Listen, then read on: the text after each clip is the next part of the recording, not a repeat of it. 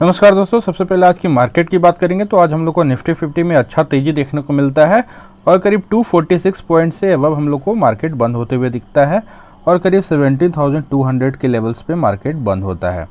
तो कल ही की वीडियो में बात किए थे कि अभी मार्केट क्रिटिकल लोकेशन पे है। निफ्टी 50 की बात हम लोग कर रहे हैं 200 डेज़ के मूविंग एवरेज के करीब में अभी कंसोलिडेट कर रहा है। तो इस करीब में अगर फर्स्ट एंट्री आपको फ्रेश एंट्री लेना है, निफ्टी 20 ETF में बाई करके चलना है, तो आप लोग कुछ क्वांटिटी यहाँ पे ऐड करने के लिए हम लोग बात किए थे। लेकिन अगर मान लीजिए पहले हम लोग जो दो लोकेशन बोले थे, इन दोनों लोकेशन पे अगर बाई कर चुके हैं तो फिर से यहाँ एवरेज करने का भी ज़रूरत नहीं है फ़िलहाल। लेकिन फ्रेश एंट्री के लिए निफ्टी 20 बाई करने का अभी बेस्ट लोकेशन है।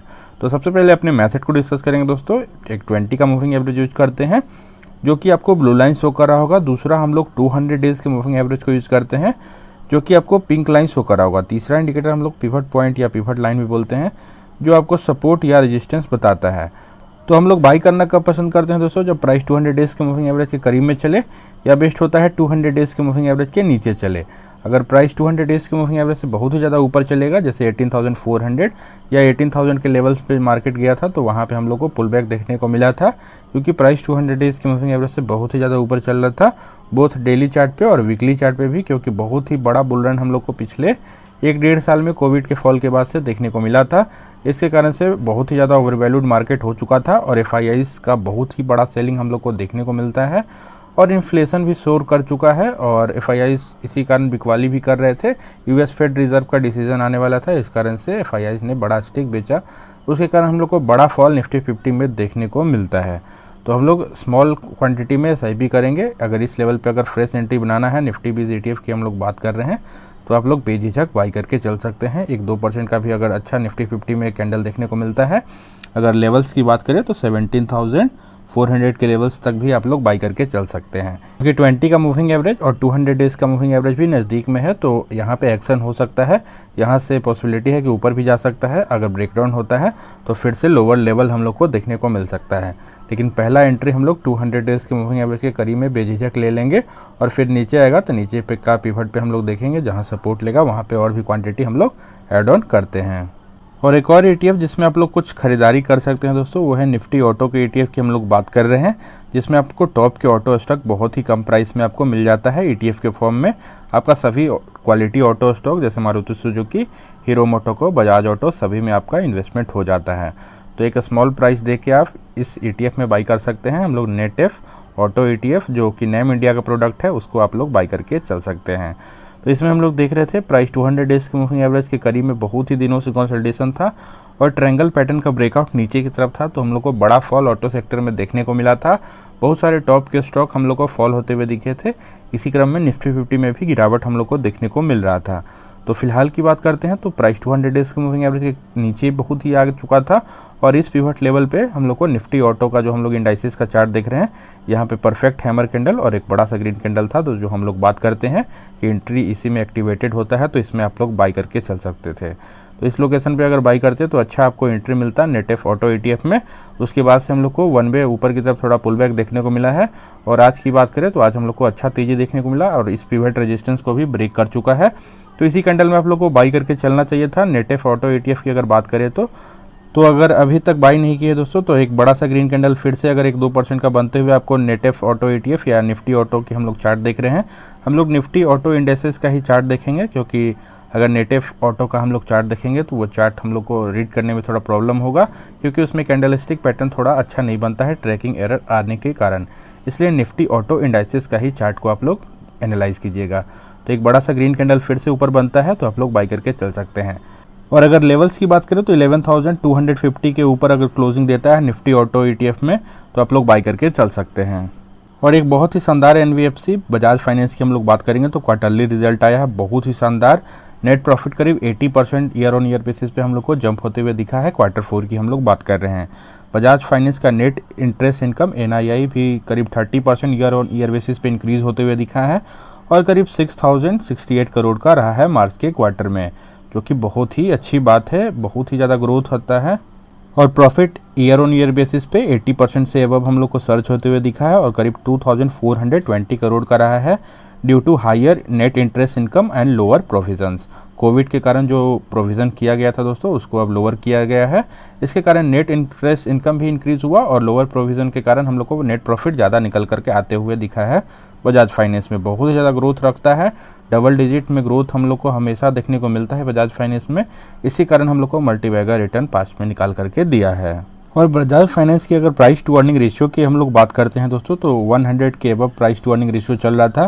प्राइस भी 200 डेज़ के मूविंग एवरेज से ऊपर बहुत ही ज़्यादा दूर तक फ्लोट करते हुए हम लोग को दिख रहा था। इसी कारण FIIs का हम लोग को सेलिंग देखने को मिलता है। तो प्राइस टू अर्निंग रेशियो भी दोस्तों अब 74 का चल रहा है। तो अभी प्राइस टू अर्निंग रेशियो भी आपको मैनेजेबल पी पे वर्कर है। स्टील हम लोग को ओवर वैल्यूड लग सकता है, लेकिन ग्रोथ वाला सेक्टर है। NBFC सेक्टर में बहुत ज़्यादा ग्रोथ है और बजाज फाइनेंस अपनी तरह का एक यूनिक कंपनी है, इसलिए इसमें हम लोग बाई करके चल सकते हैं।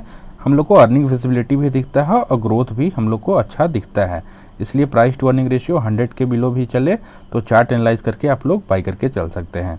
तो यहाँ पे हम लोग को देखने को मिल रहा है कोविड के बाद से डिक्रीज़ हुआ था रेवेन्यू और प्रॉफिट में, लेकिन कोविड के बाद से फिर से तेज़ी आते हुए दिखा है प्रॉफिट और रेवेन्यू में, और प्राइस टू अर्निंग रेशियो भी थोड़ा कम पे मिल रहा है। तो बेस्ट लोकेशन है आपको बजाज फाइनेंस को बाई करने का। अगर बजाज फाइनेंस की शेयर होल्डिंग पैटर्न की बात करें दोस्तों, प्रोमोटर्स के पास करीब 55.86% का बड़ा होल्डिंग है। तो पिछले क्वार्टर की तुलना में प्रोमोटर्स ने कुछ लिटिल बिट स्टेक कम किया है, लेकिन अभी भी बड़ा होल्डिंग प्रोमोटर्स के पास है। FIIs की बात करें तो FIIs ने भी कुछ स्टेक कम किया है। FIIs की बिकवाली लगातार मार्केट में चल ही रहा था। अभी करीब 21.41% का होल्डिंग है, पिछले क्वार्टर में 22.85% का होल्डिंग हुआ करता था। DIIs की बात करें तो 11.22% का होल्डिंग DIIs के पास है। तो DIIs ने इस क्रम में स्टेक बढ़ाया है। और पब्लिक की बात करें तो पब्लिक के पास भी करीब 11.15% का होल्डिंग पब्लिक के पास है। तो ओवरऑल शेयर होल्डिंग पैटर्न बहुत ही शानदार है। 32% से अबव हम लोग को शेयर होल्डिंग पैटर्न में देखने को मिल रहा है सिर्फ FIIs DIIs का होल्डिंग, जो कि बहुत ही अच्छी बात है। ये आपको दिखाता है कि कितना विश्वास है FIIs DIIs का बजाज फाइनेंस पे। और बजाज फाइनेंस में सेल्स ग्रोथ की बात करें तो हम लोग को लास्ट 3 ईयर्स में 20% का बेहद ही शानदार सेल्स ग्रोथ हम लोग को देखने को मिला, जहां कोविड का भी दौर था, लेकिन तभी भी 20% का सेल्स ग्रोथ मेंटेन करना एक NBFC के लिए बहुत ही बड़ा माना जाता है। लास्ट 5 ईयर्स की बात करें तो 26% का हम लोग को सेल्स ग्रोथ देखने को मिल रहा है। वहीं हम लोग प्रॉफिट ग्रोथ की भी बात करें तो लास्ट 3 ईयर्स में बजाज फाइनेंस में करीब 21% का शानदार प्रॉफिट ग्रोथ हम लोग को निकाल करके दिया है। और 5 ईयर्स की बात करें तो 31% का बेहद ही शानदार हम लोग को प्रॉफिट ग्रोथ देखने को मिला है। तो बहुत ही शानदार हम लोग को सेल्स ग्रोथ और प्रॉफिट ग्रोथ बोथ हम लोग को बजाज फाइनेंस में देखने को मिला है। और बजाज फाइनेंस की हम लोग बात करें, अभी चार्ट एनालाइज करके देख रहे हैं तो प्राइस 200 डेज़ के मूविंग एवरेज से ऊपर चल रहा था दोस्तों, और हम लोग को FIIs का सेलिंग भी देखने को मिला। तो बड़ा फॉल बजाज फाइनेंस में देखने को मिलता है। और हम लोग बात करें तो इस लेवल पे करीब 6300 के लेवल्स पे आता है। तो इस लेवल पे अच्छा बाई बन सकता था, क्योंकि इस पिवट पे हम लोग को हैमर कैंडल भी दिखा और एक बड़ा सा ग्रीन कैंडल भी दिखता है। तो इसी कैंडल जो पैटर्न होता है इसी में हम लोग एंट्री लेने के लिए बोलते हैं, क्योंकि यहाँ पे एक हैमर कैंडल भी है और बड़ा सा ग्रीन कैंडल भी है इनगल्फिंग पैटर्न। उसके बाद से अच्छा एंट्री आप लोगों को बजाज फाइनेंस में मिल सकता था। तो फिलहाल की बात करते हैं तो अभी भी प्राइस 200 डेज़ के मूविंग एवरेज के करीब में ही फ्लोट कर रहा है। तो एक बड़ा सा ग्रीन कैंडल और बनते हुए 2-3% का आपको दिखता है। करीब लेवल्स की बात करें तो 7500 का लेवल्स पे आप लोग बाई करके चल सकते हैं बजाज फाइनेंस। इससे अबव लेवल पे क्लोजिंग देता है तो 2 बजे के बाद आप लोग बजाज फाइनेंस जरूर से बाई करके चल सकते हैं। फर्स्ट एंट्री लेने के लिए स्मॉल क्वांटिटी में बहुत ही अच्छा लोकेशन है। यहाँ से प्रोबेबिलिटी है कि नीचे भी आ सकता है, लेकिन हम लोग पहला एंट्री 200 डेज़ के मूविंग एवरेज के करीब में लेंगे और यहाँ से जिधर का भी डायरेक्शन होगा उसके बाद हम लोग आगे का डिसीजन लेते हैं और भी अपना क्वांटिटी को एवरेज आउट करते हैं। तो बजाज फाइनेंस को आप लोग बाई करके चल सकते हैं। और जैसा कि ऑटो सेक्टर में हम लोग को लगातार गिरावट देखने को मिल रहा था, उसके बाद अब थोड़ा बहुत हम लोग को पुल बैक देखने को मिल रहा है। और इसी क्रम में हीरो मोटोकॉर्प में भी आज हम लोग को अच्छा तेजी देखने को मिला और करीब 5% से अबव हम लोग को एक बुलिश कैंडल बनते हुए दिखता है और करीब 2401 के लेवल्स पे हीरो मोटोकॉर्प बंद होता है। तो पहले भी हम लोग बाई करने के लिए बोले थे 2 लोकेशन पे, यहाँ पर भी और यहाँ पे भी हम लोग हीरो मोटोकॉर्प को बाई करने के लिए बोले थे। और आज हम लोग को 20 के मूविंग एवरेज के ऊपर बढ़िया सा ग्रीन कैंडल क्लोजिंग देते हुए दिखता है दोस्तों। तो इसी कैंडल में आप लोग को बाई करके चलना चाहिए था। इसके बाद अच्छा मोमेंटम ऊपर की तरफ हम लोग को देखने को मिल सकता है। तो हीरो मोटोकॉर्प में इलेक्ट्रिक व्हीकल भी आने वाला है, तो इसमें अच्छा प्लेयर साबित हो सकता है हीरो मोटोकॉर्प। तो फ्यूचरिस्टिक स्टॉक भी है, लेकिन ऑटो सेक्टर में हम लोग बात करते हैं, ज़्यादा इन्वेस्टमेंट हम लोग को ऑटो सेक्टर में नहीं करना होता है। मात्र 5% का वेटेज ही हम लोग को अपने पोर्टफोलियो का ऑटो सेक्टर में देना है। साइक्लिक इन नेचर होता है, इकोनॉमी ड्रिवन होता है, इसलिए ऑटो सेक्टर में मात्र 5% ही वेटेज देना है। हीरो मोटोकॉर्प अभी तक बाई नहीं किए दोस्तों, तो एक और बड़ा सा ग्रीन कैंडल ऊपर की तरफ क्लोजिंग देता है करीब लेवल्स की बात करें तो 2500 के ऊपर क्लोजिंग देते हुए कैंडल दिखेगा, तो इस लेवल के ऊपर आप लोग हीरो मोटो को बाई करके चल सकते हैं। बहुत ही अच्छा क्वालिटी स्टॉक है, इसमें आप लोग इन्वेस्टमेंट कर सकते हैं। और नेक्स्ट स्टॉक जिसमें हम लोग को बहुत ही बड़ा फॉल देखने को मिला है दोस्तों, HDFC AMC की बात करें, इसमें प्रोमोटर्स ने भी कुछ स्टेक कम किया, FIIs की भी बिकवाली चल रहा था, इसलिए लगातार हम लोग को डाउन ट्रेंड HDFC AMC में देखने को मिल रहा है। क्वालिटी म्यूचुअल फंड हाउस है HDFC AMC की बात करें, सेकंड नंबर का, फर्स्ट नंबर पे आपका SBI म्यूचुअल फंड होता है और सेकंड नंबर पे एसेट अंडर मैनेजमेंट जिसके पास है वो है HDFC AMC। एक शानदार डेट फ्री स्टॉक है, तो इसमें भी आप लोग बाई करके चल सकते हैं। AMC सेक्टर में बहुत ही ज़्यादा ग्रोथ है, हम अपने बहुत सारे वीडियोस में बात भी कर चुके हैं।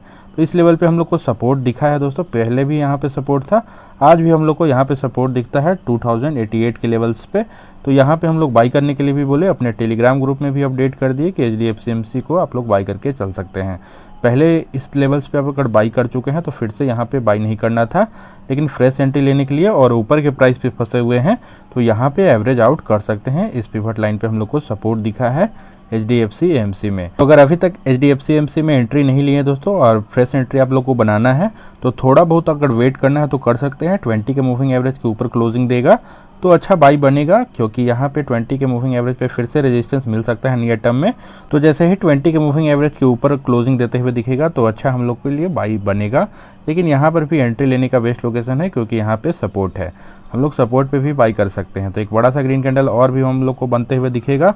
लेवल्स की बात करें तो 2200 के लेवल्स पे आप लोग बाई करके चल सकते हैं HDFC AMC को। तो आने वाले समय में भी हम लोग को अच्छा ग्रोथ HDFC AMC में देखने को मिल सकता है और 2800 का लेवल्स भी हम लोग को दिखा सकता है नियर टर्म में, क्योंकि बहुत ही अपने टॉप से फॉल कर चुका है। 3500 का स्टॉक था, उसके बाद से बड़ा फॉल हम लोग को देखने को मिल रहा है और 2000 के लेवल्स पे अभी हम लोग को चलते हुए दिख रहा है। तो यहाँ पे आप लोग HDFC AMC को ज़रूर से बाई करके चलना है। AMC सेक्टर में करीब 10% तक हम लोग को अपना वेटेज देना है। इसमें प्रमुख स्टॉक HDFC AMC हो गया, CDSL, MCX, ये सब में आपको इन्वेस्टमेंट करना है। एंजल वन की बात करें, ये सब क्वालिटी स्टॉक है जिसमें आपको इन्वेस्टमेंट करना है। तो होप आप लोग को वीडियो अच्छा लगता होगा दोस्तों। अगर वीडियो अच्छा लगता होगा तो वीडियो को लाइक कर दीजिएगा, चैनल को सब्सक्राइब कर लीजिए और अपने दोस्तों में शेयर कीजिए। और हमारा एक फ्री टेलीग्राम ग्रुप भी है, उसको भी आप लोग ज्वाइन कर सकते हैं।